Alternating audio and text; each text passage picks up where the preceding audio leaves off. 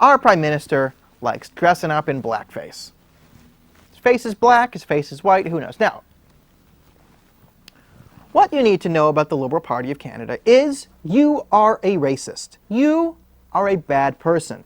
You support systemic racism, and you must apologize. We must give reparations for slavery. There was no slavery in Canada, but still we're going to reparate anyways. But then something happened, and Justin Trudeau was caught in blackface not once, not twice, but thrice. Now, I think there's actually going to be some good to come out of this blackface scandal. And I think there is, and I'm also going to talk about the ways in which it's going to hurt Trudeau the most. So the first thing was, we saw him at the Arabian Nights photo, we saw that last time. Then there was him dressing up in blackface to sing the Banana Boat song, Day-o, daylight come and me want to go home. I like the Del Home version when they were just playing for the Carolina Panthers, but that's an aside. Anyways, that was that. And then there was a high-quality video just came out, or the video came out, of him completely in black, stuffing his pants, going with...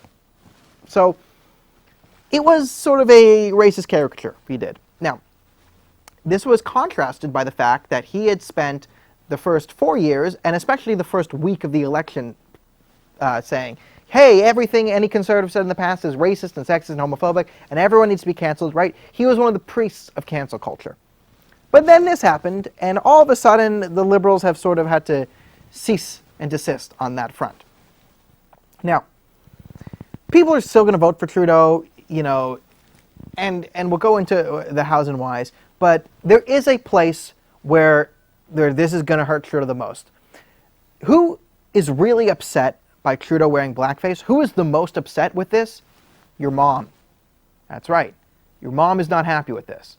And I say that comically, but also very seriously. The people who dislike blackface the most are the marginalized, the minorities, or middle class, upper middle class, white suburban women. That's who it's affected the most. It's really more upper middle class, suburban women. That's really where he's going to hurt, right? Who doesn't like when people dress up in blackface and make a fool of themselves? Your mom. My mom. Siobhan's mom. Mom's mom. Lots of moms. Moms don't like this. Now, you might not see this reflected in internet culture because you know who else isn't on the internet making sweet memes? Your mom. Your mom is not the greatest at memes. Maybe your mom's a meme lord. Maybe not. Probably not. So let's show the poll numbers in the 905.